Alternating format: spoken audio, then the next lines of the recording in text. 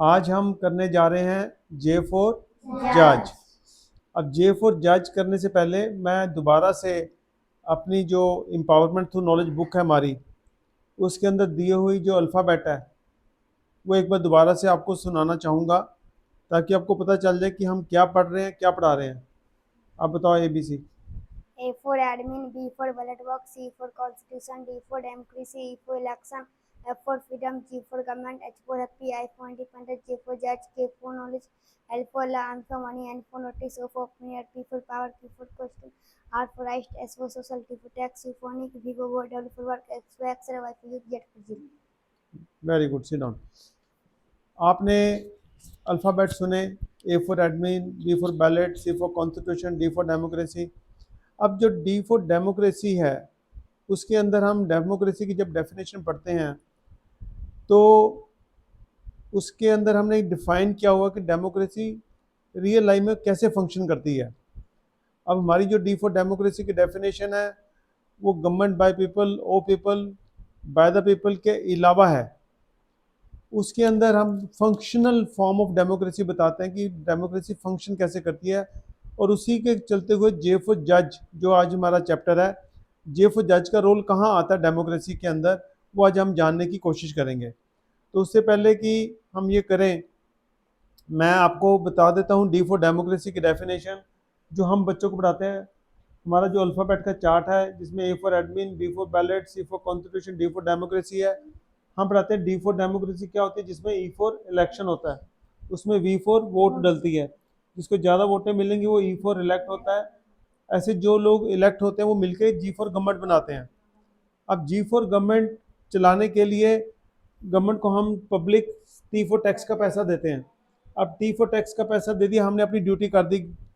उसके बाद गवर्नमेंट की ऑब्लिगेशन है हमें आर फॉर राइट्स देने। अगर आर फॉर राइट्स नहीं देती तो उसके बाद फिर जे फॉर जज का रोल शुरू होता है, जो हमारा आज का चैप्टर है। आर फॉर राइट्स जब नहीं मिलते फिर हम जे फॉर जज के पास जाते हैं, चाहे वो हाई कोर्ट हो चाहे सुप्रीम कोर्ट हो। वो जज जो है हमें एल फॉर लॉ के हिसाब से न्याय देता है। ये हमारी डी फॉर डेमोक्रेसी की फंक्शनल डेफिनेशन है। तो आज हम सीखने जा रहे हैं कि जे फॉर जज क्या होता है, उसका क्या रोल है।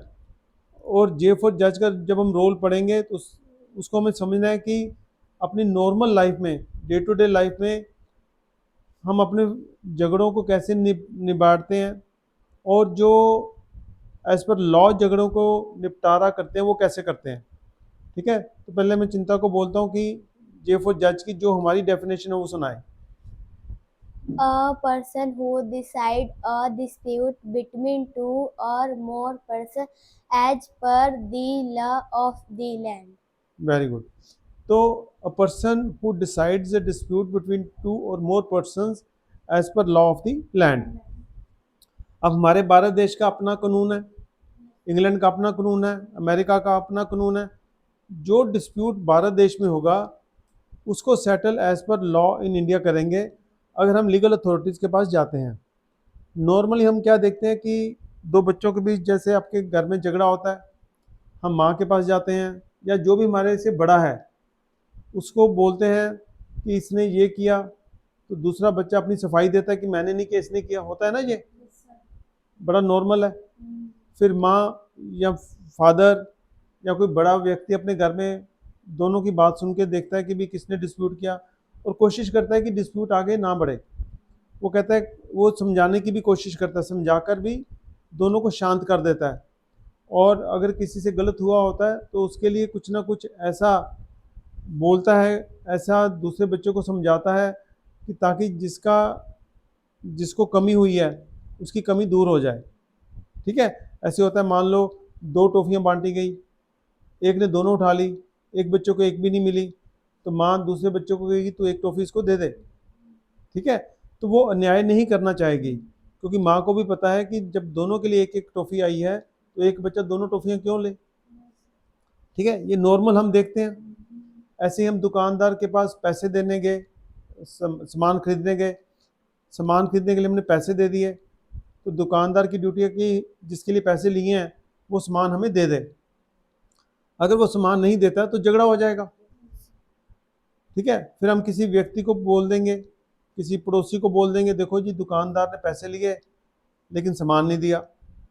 तो शहर का या उस मोहल्ले का जो व्यक्ति जिसका आदर सम्मान सारे लोग करते होंगे, उसको लेके हम दुकान के पास जाएंगे, दुकानदार को समझाएंगे। तो जब दुकानदार से वो कहेगा भी जब पैसे लिए तो सामान क्यों नहीं दिया, तो कई बार दुकानदार कहेगा ठीक है जी मैं दे देता हूँ, तो वो न्याय हो जाएगा। लेकिन अगर कोई भी झगड़ा ऐसे ना निबड़े, फिर हमें क्या करना पड़ता है, लॉ के पास जाना पड़ता है। जो लॉ ने जज अपॉइंट किया है उसके पास जाना पड़ता है। तो जज कहाँ बैठता है, कोर्ट में।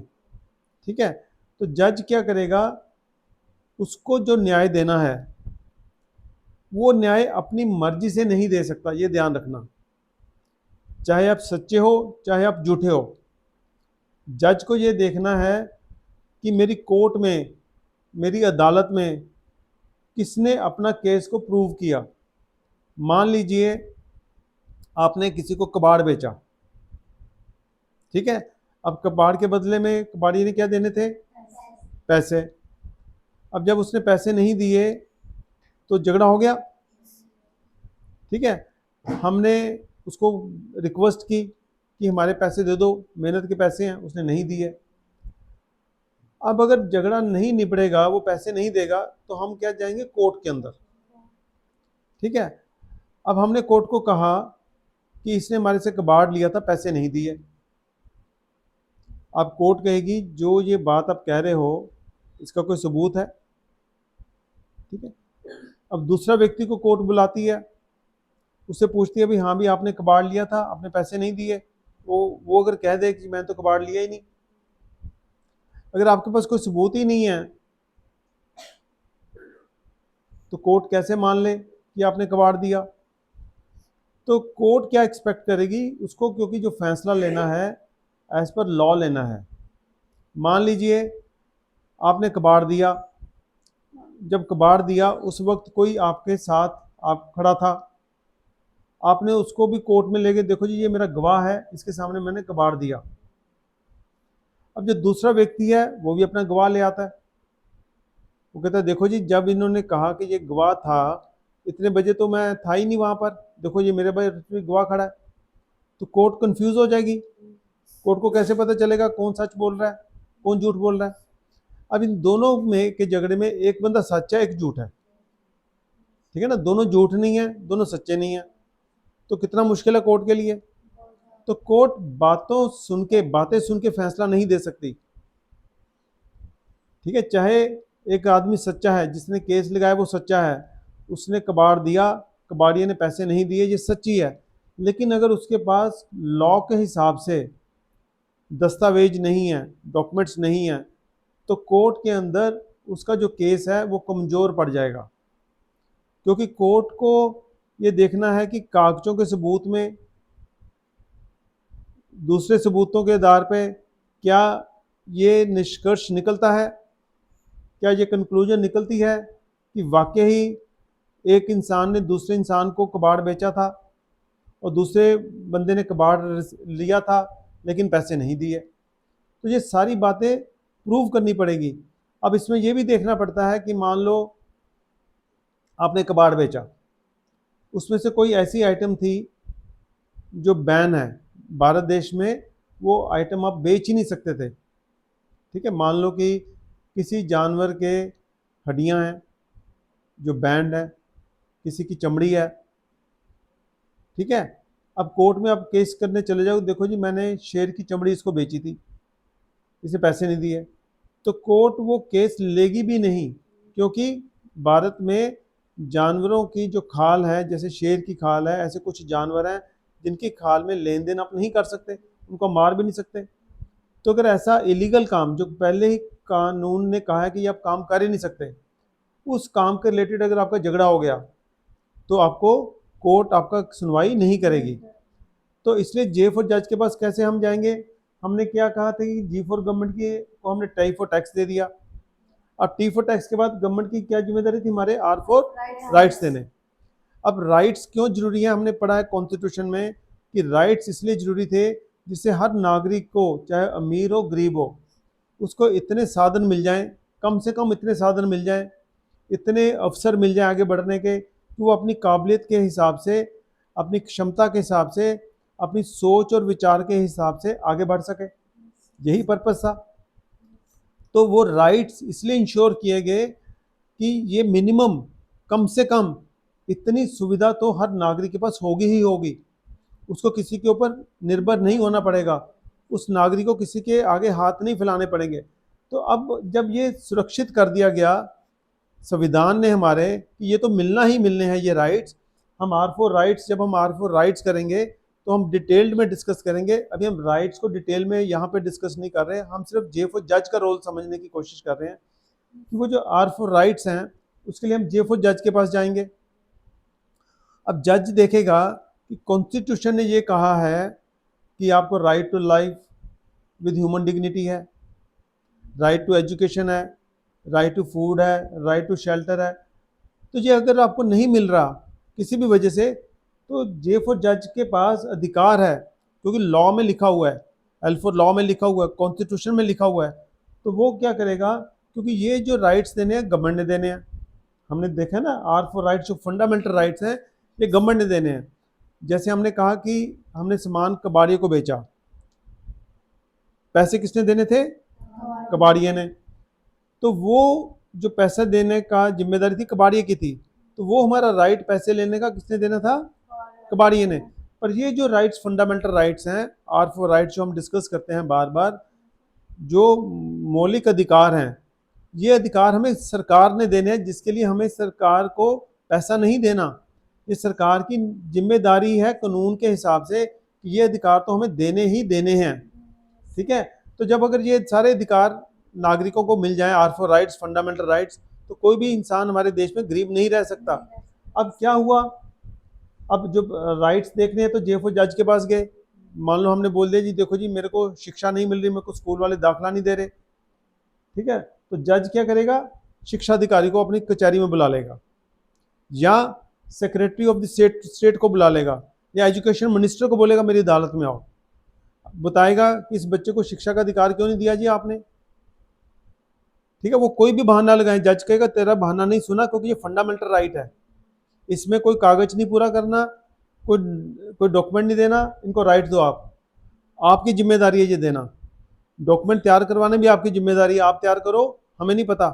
तो जज जो है उसके पास इतनी पावर है, उसको लॉ ने ही पावर दी है, तो जज डायरेक्शन देके उसको बोलेगा कि आप ये फैसला लो और बताओ। अब कई बार जे फॉर जज के पास ऐसे केस आ जाते हैं जहाँ पे जज को भी फैसला लेना बड़ा मुश्किल होता है। मान लो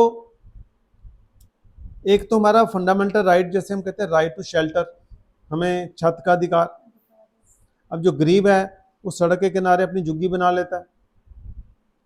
अब झुग्गी जब सड़क के किनारे बना ली तो सड़क का अवरोध भी हो गया, ऑब्स्ट्रक्शन हो गई। अब उसमें एक अधिकार तो हमारा था राइट टू शेल्टर का, कि हमें छत का अधिकार था, लेकिन किसी दूसरे बंदे का राइट भी ये था कि सड़क पे कोई भी अवरोध ना हो, कोई भी ऑब्स्ट्रक्शन ना हो, कोई भी अड़चन ना हो। तो वो कोर्ट के पास जाता है, देखो जी मेरा अधिकार जो है वो वायलेट कर दिया, इन्होंने मेरी सड़क ब्लॉक कर दी। दूसरा बंदा कहता है देखो जी मेरा छत का अधिकार था, मेरे पास जगह ही नहीं, मेरे को जगह ही सड़क के किनारे मिली। अब दोनों के बीच कन्फ्लिक्ट हो गया, झगड़ा हो गया। अब जज, दोनों के फंडामेंटल राइट हैं, दोनों राइट जरूरी हैं, सड़क पे यातायात का राइट भी नहीं रोका जा सकता और शेल्टर का राइट भी नहीं रोका जा सकता। तो जज क्या करेगा, गवर्नमेंट के अधिकारी को बुलाएगा, बोलेगा देखो ये दोनों अधिकार जरूरी हैं, आप व्यवस्था ऐसी बनाओ कि जो लोग सड़क के किनारे हैं उनको कहीं और जगह दो, क्योंकि उनको ये नहीं कह सकते कि उनकी झुग्गियां गिरा दो, उनको शेल्टरलेस कर दो, उनको बिना छत के कर दो। जज कहेगा इनके लिए ऑल्टरनेटिव जगह बनाओ जहाँ पर ये अपनी झुग्गी डाल लें, क्योंकि राइट टू शेल्टर है, छत का अधिकार है, तो ये जे फॉर जज फैसला करेगा। अब हमारे देश में क्या है कि जो सही शिक्षा की कमी होने के कारण लोग अपने अधिकारों के लिए कोर्ट में नहीं जा रहे, सड़कों पे भीख मांग रहे हैं, गली मोहल्लों में भीख मांग रहे हैं। कोई कहता है देखो जी मेरी गरीब है, मैं गरीब हूँ, मेरी मदद कर दो। लोग, क्योंकि हमारा धर्म कहता है कि दान पुण्य करो, तो हम दान पुण्य करने लग जाते हैं। लोगों को ये नहीं समझाते कि आपके राइट्स हैं, जे फॉर जज के पास जाओ, आप गरीब रह ही नहीं सकते इस देश में। लेकिन उसके लिए फिर ज्ञान चाहिए, के फॉर नॉलेज चाहिए, जो हम चैप्टर बाद में करेंगे। तो इस तरीके से जो ये शिक्षा है इसका जानना बहुत ज़्यादा ज़रूरी है कि हमें पता होना चाहिए कि देश की लोकतांत्रिक व्यवस्था कैसे चलती है, डी फॉर डेमोक्रेसी की फंक्शन क्या है, रियल रियल सेंस में वो कैसे काम करती है। अब जब हमने सीख लिया कि डी फॉर डेमोक्रेसी में ई फॉर इलेक्शन होता है, वी फॉर वोट होती है, गवर्नमेंट को हम टी फॉर टैक्स देते हैं, फिर हमारे राइट्स देने हैं, फिर जज भी है, अगर राइट्स मारे जाएं तो हमारे लिए समाधान भी है। तो जज के रूप में कचहरियां बनी हुई हैं जहाँ पे जज बैठे हैं ये बात देखने के लिए। और फंडामेंटल राइट तो एक ऐसा राइट है जिसकी वायलेशन हो ही नहीं सकती, वो तो डिनाई हो ही नहीं सकता। मान लो कि हमने जैसे उदाहरण के लिए हमने बात की कबाड़िए से, वो तो तय करना पड़ेगा कि वाकई हमने कबाड़ दिया नहीं दिया, पैसे उसने दिए नहीं दिए, ये तो जज को तय करना पड़ेगा कि वाकई ये हुआ कि नहीं हुआ। फंडामेंटल राइट के मामले में ऐसा कुछ भी नहीं करने की जरूरत, सिंपल बताना है, कोर्ट को पता होना चाहिए देखो जी मेरे को ये अधिकार नहीं मिले तो कोर्ट दे देगी। लेकिन ये सब तब होगा जब हर नागरिक को जानकारी सही होगी। जब सही जानकारी होगी तो बहुत सारे लोग कचहरी में पहुंच जाएंगे, और फिर जो ये पदाधिकारी हैं सरकारी ओहदे पे बैठे बैठे बड़ी बड़ी तनख्वाहें ले रहे हैं, बड़ी बड़ी गाड़ियों में घूम रहे हैं, सिक्योरिटी गार्ड लेके घूम रहे हैं, ऐश मार रहे हैं हमारे पैसों पे, टैक्स के पैसे से, लेकिन अधिकार नहीं दे रहे। तो जब हम सबको रास्ता पता चल गया कि हम जेफो जज के पास जा सकते हैं, हम हाई कोर्ट जा सकते हैं, सुप्रीम कोर्ट जा सकते हैं, जब ये ज्ञान फैलेगा तो देश की व्यवस्था को सुधारने के लिए एक दबाव बनेगा। और जब दबाव बनेगा तो जजों के पास भी जब जज सरकार को हिदायत देंगे, ऑर्डर करेंगे, तो लोगों को पता चलेगा कि जज कितना पावरफुल होता है। तो जज का बहुत बड़ा रोल है, लेकिन जज ने फैसला मैंने बताया कि एज पर लॉ करना है, एज पर एल4 लॉ करना है। जज अपनी मन मर्जी से फैसला नहीं कर सकता, उसको भी कानून के दायरे के अंदर ही रहना है। तो इसलिए जब भी हमें जज के पास जाना है, हमें ये देखना है कि हमारा लीगल राइट है कि नहीं है। हमने ये नहीं देखना कि हम भावुक होकर चले गए जी मेरी माँ ने थप्पड़ मारा। हमने देखना कि क्या कानून में थप्पड़ मारना अलाउड है कि नहीं है। अगर नहीं अलाउड है तो माँ के खिलाफ भी केस कर सकते हैं अगर कानून में लिखा है। जैसे छोटे बच्चों की शादियां करना कानून के खिलाफ है, लेकिन यहाँ पे धड़ल्ले से हो रही हैं शादियां, हमने स्लम्स में भी देखा है। लेकिन अब क्या है, कोई माँ बाप के खिलाफ एक्शन नहीं लेता, बच्चे बड़े होकर भी एक्शन नहीं लेते, तो बच्चे एक्सेप्ट कर लेते हैं, कानून के पास जाते नहीं हैं। तो कानून कहता है जब मेरे पास आओगे तब मैं कुछ करूँगा ना, जब आओगे नहीं मैं कुछ करूँगा नहीं। लेकिन अगर ज्ञान होगा तो हम पहले माँ बाप को रोक देंगे, देखो भी ये बाल विवाह मैंने नहीं करना, ठीक है ना, हमें जज के पास जाने की जरूरत ही ना पड़े, घर में झगड़ा ही ना हो। तो आज हमने जेफो जज का बेसिक फंक्शन समझ लिया कि जेफो जज को जो भी निर्णय करने हैं कोर्ट के अंदर वो एज पर एल्फो लॉ करने हैं। वो अपनी मनमर्जी से जज भी कोई फैसला नहीं दे सकता, और लॉ के अंदर हमें जो भी हम बात कहेंगे उसका सबूत भी देना पड़ेगा। तो जब भी हम लेन देन करें किसी से भी तो उसका हमें प्रूफ तैयार करके रखना चाहिए, डॉक्यूमेंट तैयार करके रखना चाहिए। अगर आपने कबाड़ बेचा तो पहले ही डॉक्यूमेंट में लिखवाओ कि मैंने इतना कबाड़ बेचा, उसके दस्तखत करा लो और इसके बदले में आपने इतने पैसे देने हैं। तो फिर वो मुकर नहीं पाएगा क्योंकि लिखा होगा। तो इस तरीके से हम जब जेफो जज के पास जाएंगे, क्योंकि उसको as per L for law न्याय देना है, तो एल पर लॉ न्याय देने के लिए उसको हमारे डॉक्यूमेंट जो है वो देखने हैं। तो जब भी हमें ये समझना कि मेरे को न्याय मिल सकता है कोर्ट से, तो हमें इन बातों का भी ध्यान रखना है, ठीक है। तो आप ये वीडियो देखो, अगर आपको कोई चीज़ ना समझ आए पूछो, और अपने जो आपके ताए चाचे के बच्चे हैं, कजन्स हैं, अपने पापा मम्मा सबको दिखाओ ताकि जानकारी हर नागरिक तक पहुंचे। 80% लोग इस देश में ऐसे हैं जिनको संविधान के बारे में नहीं पता, डेमोक्रेसी के बारे में नहीं पता, वोट के बारे में नहीं पता, जज के रोल के बारे में नहीं पता। तो ये छोटे छोटे वीडियोस जो हैं ये बड़ी हेल्प कर सकते हैं बेसिक जानकारी देने में। जब ये सारे इकट्ठे आप देख लोगे एक एक करके, तो आपका ज्ञान इतना बढ़ जाएगा कि यूनिवर्सिटी के लेवल की पढ़ाई आपको इन छोटे छोटे वीडियो से मिल जाएगी, क्योंकि वो पढ़ाई मिलेगी जो आपके ज़रूरत के लिए है, आपके हर रोज़ काम आने वाली है। जो उसमें वो पढ़ाई है जो काम नहीं आने वाली, वो पढ़ाई हम नहीं पढ़ा रहे हैं। हम बिल्कुल बेसिक पढ़ाई पढ़ा रहे हैं, बहुत लंबी डिटेल पढ़ाई नहीं करा रहे हैं, ताकि आपको अच्छी तरह से समझ आ जाए। और उदाहरण भी हम आपके हर रोज़ ज़िंदगी से उठाते हैं ताकि आपको समझने में आसान रहे, ठीक है। तो आप वीडियो शेयर करो, लोगों को बोलो कि चैनल को भी सब्सक्राइब करें ताकि वो भी वीडियोस देख पाएँ और जो आने वाले वीडियो वो भी देख पाएँ और ज्ञान हम बढ़ा के फैला के इस देश में जो भ्रष्टाचार है, जो अमीरी-गरीबी का बढ़ता हुआ फासला है, अपराध है, उनके ऊपर नियंत्रण कर सकें। आप सबका बहुत-बहुत शुक्रिया। Thank you.